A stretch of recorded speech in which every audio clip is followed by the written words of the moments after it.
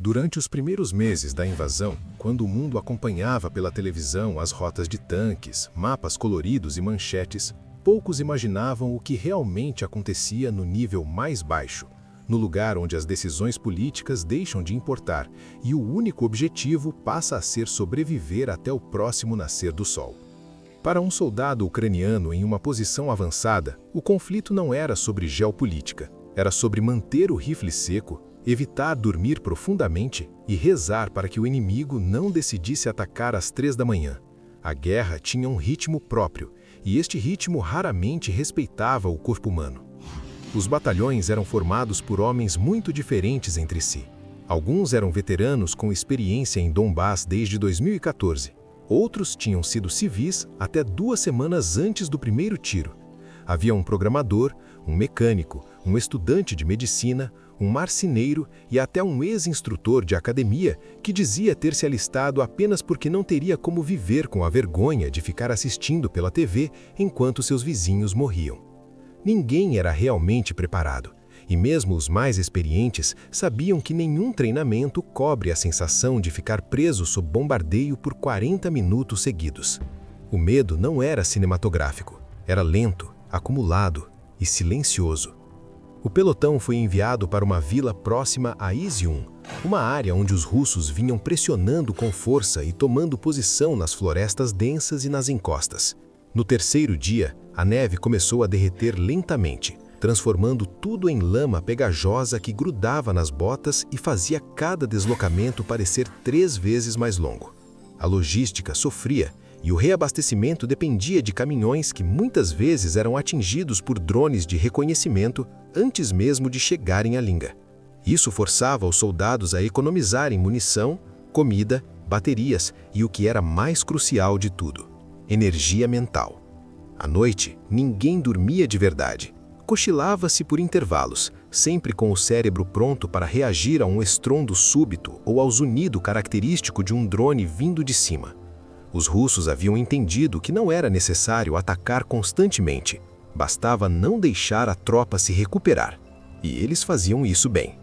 O ataque que ficaria na memória de todos começou pouco antes do amanhecer, quando a luz cinza começava a se espalhar pelo horizonte, mas ainda não havia claridade o suficiente para identificar movimento a mais de 50 metros. Primeiro veio o som, distante, irregular, como se alguém estivesse arrastando folhas secas no chão. Depois vieram pequenas vibrações, quase imperceptíveis, e só então o barulho metálico inconfundível de uma lagarta de blindado. O sargento levantou a mão, pedindo silêncio absoluto, como se isso pudesse evitar que o inimigo os encontrasse. O rádio confirmou que o ruído vinha de leste. Os observadores tentaram visualizar, mas a neblina era espessa e traiçoeira. O operador de drone ucraniano lançou um quadricóptero improvisado com câmera térmica, mas não chegou longe, pois foi derrubado por interferência antes de transmitir qualquer coisa útil. O primeiro disparo de artilharia caiu 100 metros adiante, levantando um pedaço de solo e arrancando uma porta de madeira do celeiro que servia como cobertura secundária. O segundo caiu 50 metros mais perto. O terceiro atingiu a linha de árvores que atuava como barreira natural contra fragmentos. Era o tipo de sequência que qualquer soldado reconhece imediatamente. Ajuste de fogo para calibração. Significava que os russos tinham coordenadas precisas e estavam finos na triangulação. Eles vão abrir a cortina daqui a pouco, murmurou um dos soldados, referindo-se à tática de saturação de artilharia. A cortina era uma chuva de explosivos em série destinada a impedir movimentação e quebrar a moral. E ele estava certo. 1 minuto depois, a cortina veio. Tiros pesados, repetidos, sem pausa entre as ondas. A terra tremia como se respirasse. Os soldados encolheram corpos, tentando diminuir a área exposta, enquanto o cheiro de pólvora queimava a garganta e a poeira invadia tudo, desde as máscaras até as bocas. Quando o bombardeio parou, não houve tempo para celebrar a sobrevivência, pois esse tipo de pausa raramente era um presente, era quase sempre prelúdio. E foi. Uma coluna de infantaria mecanizada russa avançou pela floresta, apoiada por veículos blindados e pequenos drones lançados por catapulta. Os drones, equipados com câmeras, tinham a função de identificar posições defensivas e marcar alvos para morteiros. O que para um civil parecia um brinquedo de hobby, para um soldado significava a morte em menos de 30 segundos. O primeiro tiro certeiro de morteiro caiu ao lado da trincheira do operador de rádio, destruindo o equipamento. O pelotão perdeu comunicação com o comando, ficando isolado, e nenhum soldado gosta de estar cego. O comandante decidiu que precisavam recuar para uma segunda linha atrás da igreja.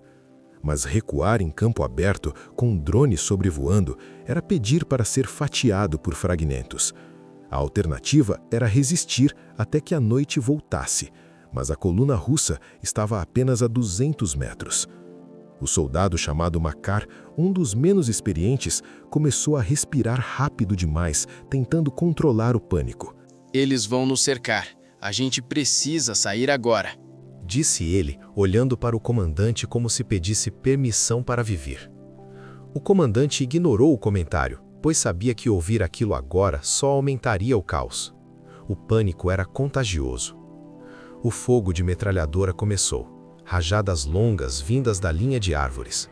Um projétil raspou o capacete de um soldado chamado Serhi, arrancando a tinta e revelando o metal nu. Serhi sorriu de nervoso, respirou fundo e se recompôs. A linha ucraniana devolveu o fogo de maneira organizada, mirando onde suspeitavam que estavam os atiradores, mas com a vegetação densa era impossível ter certeza de qualquer coisa. O som se espalhava de forma caótica, reverberando entre troncos, dificultando a triangulação auditiva. Um dos soldados veteranos, apelidado de Cosma, manuseou o lançador de granadas. Segura a respiração, eu vou abrir espaço, disse ele, enquanto disparou a primeira granada em arco. A explosão levantou destroços, mas o avanço não parou. O comandante fez sinal para que instalassem as cargas explosivas improvisadas no caminho provável dos veículos. Improvisação era a diferença entre morrer agora ou morrer mais tarde. A coluna russa avançou mais 20 metros antes de as primeiras minas improvisadas detonarem. Um veículo leve foi imobilizado e a infantaria se espalhou para as laterais, algo que os russos haviam aprendido a fazer com eficiência após as primeiras fases da guerra. Enquanto isso, drones caíram sobre o campo como vespas negras. Os soldados podiam ouvi-los, mas raramente podiam vê-los. Este era o tipo de evento que os norte-americanos chamariam de kill zone, mas para os ucranianos era apenas terça-feira. Quando um dos drones lançou a primeira granada de 40 milímetros diretamente dentro de uma trincheira parcial, todos entenderam que a posição estava comprometida. A explosão arrancou parte do braço de um soldado chamado Oleksiy. Ele não gritou de dor, mas olharam nos olhos dele e viram algo que já tinham visto antes, um misto de surpresa com resignação. Não estou morto, certo? Não estou morto. Repetia ele, enquanto os companheiros tentavam estancar o sangue com o que tinham. O comandante ordenou retirada limitada, mas antes que pudessem mover Oleksiy, a metralhadora russa voltou a disparar e levantou poeira e fragmentos a centímetros de suas cabeças. O operador de drones ucraniano, submerso em adrenalina e tremendo, pediu para ajudá-lo. Eu posso carregar ele, só preciso que alguém cubra. Cosma olhou para o comandante e este apenas assentiu, pois naquela altura não havia nenhuma ordem melhor disponível. Enquanto os dois puxavam o ferido para trás, outro ataque de morteiro atingiu o túmulo improvisado atrás da igreja. O impacto levantou cruzes de madeira e fragmentos que giravam como lâminas. Parte do pelotão alcançou a segunda linha de defesa. Parte ficou para trás. Não havia como saber quantos haviam caído, pois contar corpos no meio da luta era um luxo. Ao cair da tarde, os russos diminuíram o ritmo, consolidando posições e trazendo reforços. O pelotão ucraniano, agora espalhado e reduzido, conseguiu reorganizar-se e reconectar o rádio. Eles disseram ao comando que ainda seguravam a área, mas a verdade era que não seguravam nada além de instinto. Ainda assim, o comando respondeu que reforços viriam de Kharkiv em algumas horas. Horas, na guerra, não eram uma unidade de tempo, eram uma unidade de sofrimento. A noite finalmente trouxe algo que a artilharia e os drones não traziam: incerteza para o invasor. A escuridão nivelava as capacidades. Sem os drones noturnos mais avançados, os russos hesitaram em pressionar imediatamente. Isso deu ao pelotão tempo para evacuar alguns feridos, consolidar munição restante e aquecer latas de comida com pastilhas químicas. A comida tinha gosto de metal e vinagre, mas era suficiente para lembrar o corpo de que ele ainda existia. Eu achei que morreria de fome quando tudo isso começou. Disse Makar, agora mais calmo. Mas descobri que ninguém morre de fome aqui. Só morre de outras coisas. Na manhã seguinte, o ataque recomeçou, mas dessa vez com menos peças de artilharia e mais infantaria. Era sinal de que os russos acreditavam que a posição já estava frágil o suficiente para ser tomada no corpo a corpo. E talvez estivessem certos. O pelotão não tinha mais explosivos, poucas granadas e munição contada.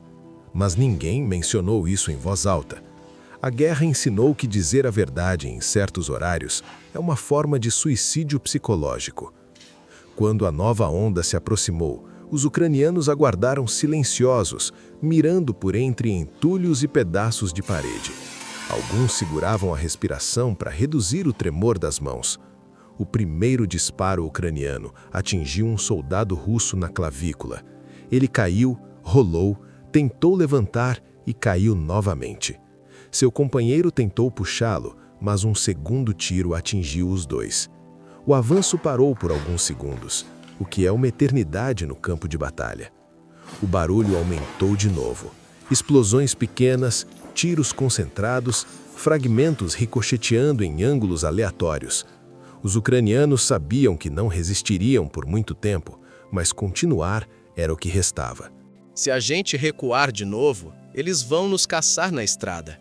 Disse Sergei, quase chorando. Melhor morrer aqui do que virar decoração de trincheira russa. O humor era sombrio, mas tinha um propósito: impedir que a mente se rendesse antes do corpo. Quando finalmente ouviram o som dos veículos de reforço vindos pela estrada de Kharkiv, alguns pensaram que era imaginação, mas não era.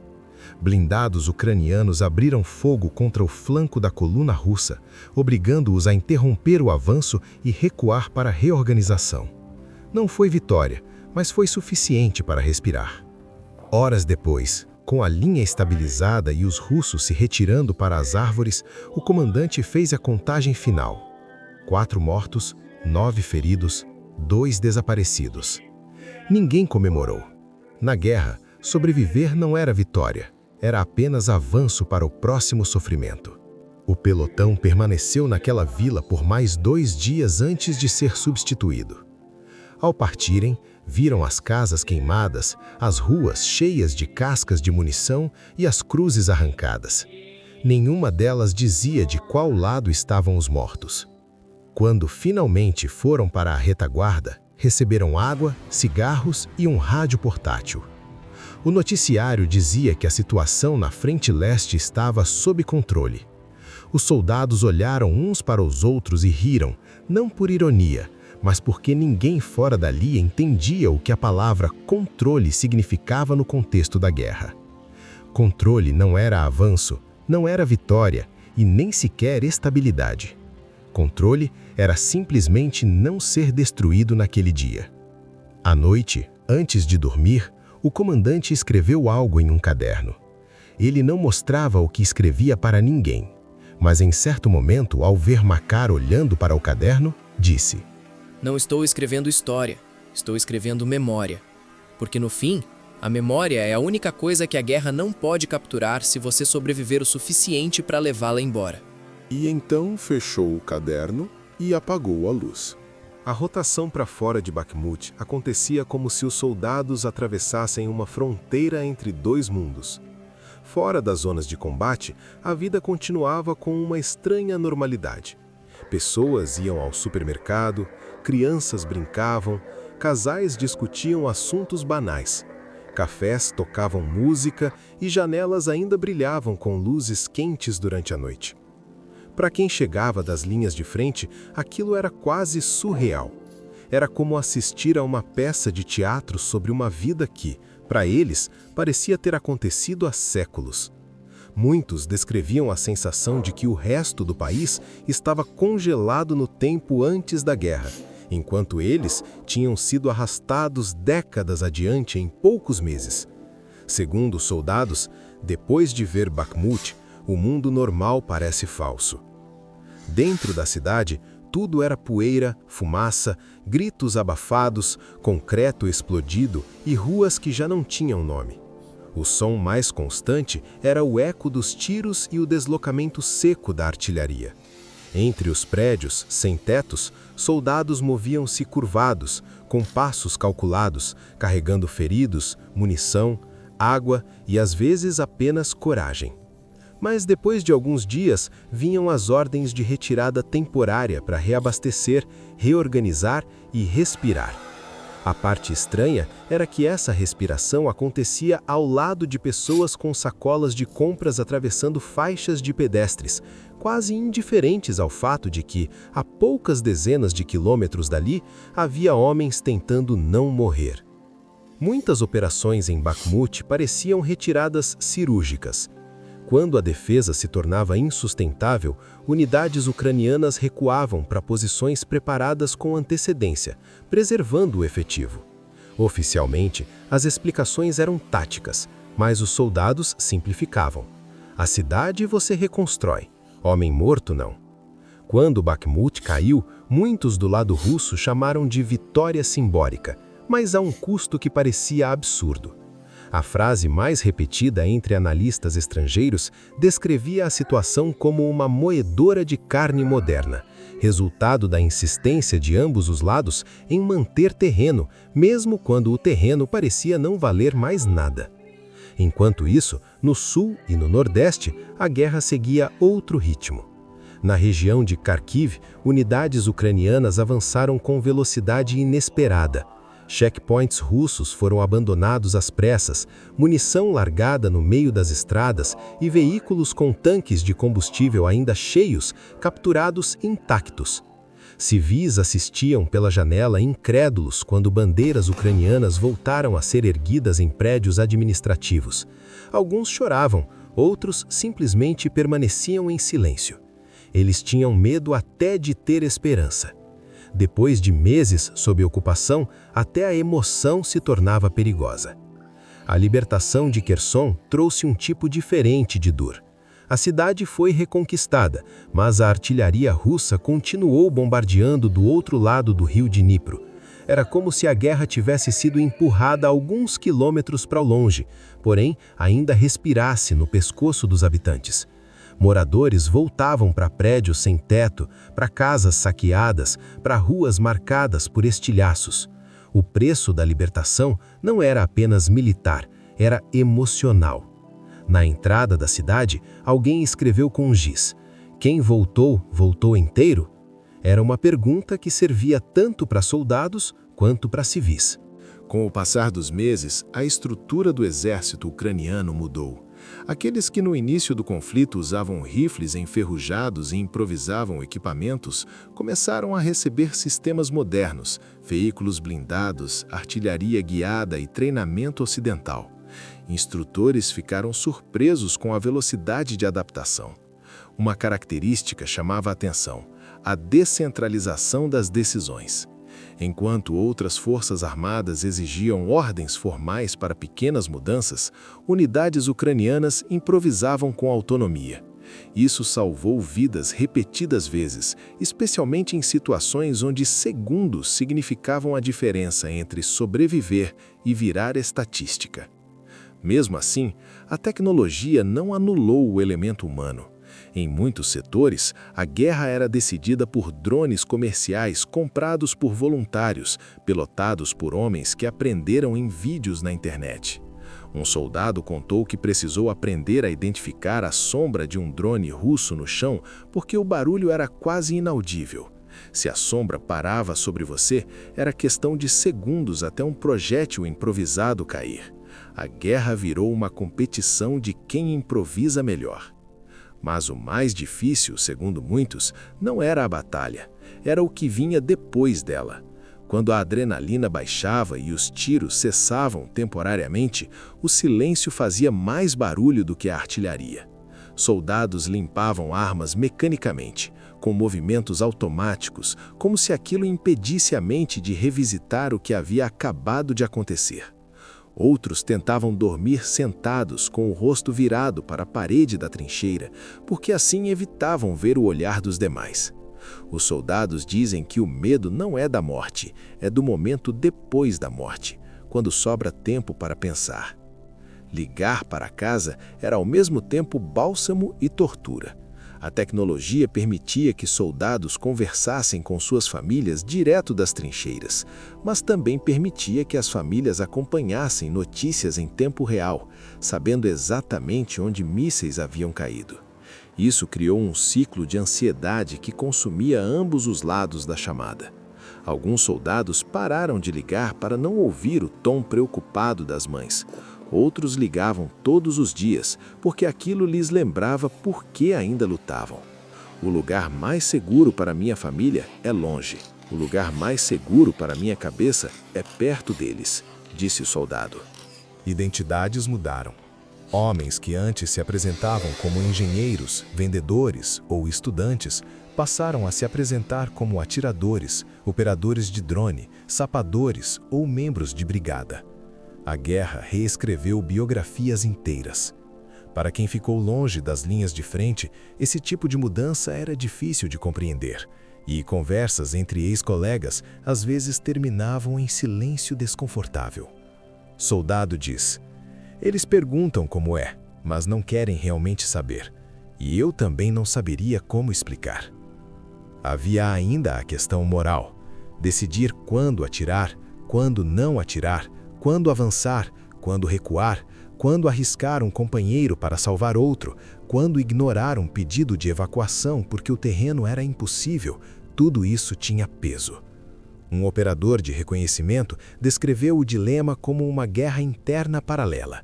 A guerra obriga você a fazer escolhas que não quer lembrar depois.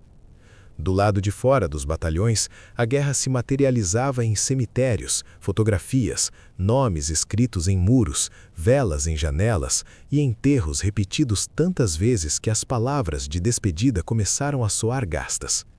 Crianças aprenderam a distinguir drones e mísseis pelo som antes de aprender a tabuada. Sirenes de ataque aéreo passaram a ser parte da trilha sonora da infância. Restaurantes começaram a listar a localização dos abrigos antibomba no cardápio. A normalidade não desapareceu, ela se deformou. Apesar de tudo, os soldados insistiam em recusar o rótulo de heróis. Quando jornalistas perguntavam sobre heroísmo, muitos desviavam o olhar como se o termo os ofendesse. O herói é o que não voltou, nós só sobrevivemos. Essa frase se repetia em batalhões do leste ao sul, como um mantra silencioso.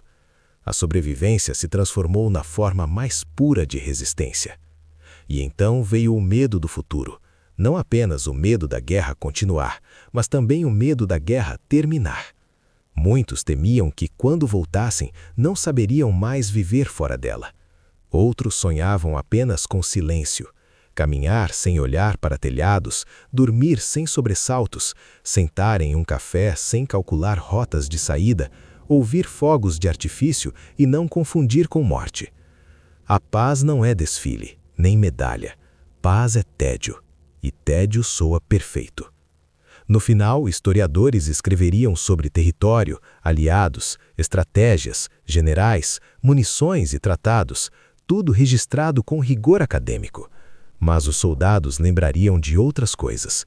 Do gosto da água quente em garrafa de plástico, do cheiro de metal queimado depois da artilharia, da bota que não servia direito, do colega que dividiu o último cigarro, do telefone que tocou na hora errada, do silêncio quando alguém não voltou da patrulha, do riso inesperado durante uma noite horrível e do alívio inexplicável de simplesmente acordar vivo. E entre tudo isso, permanecia a frase que definia essa guerra para quem a viveu de dentro. Eles não eram heróis, eles eram sobreviventes. E sobreviver em um conflito como esse era o mais próximo que alguém podia chegar de vitória.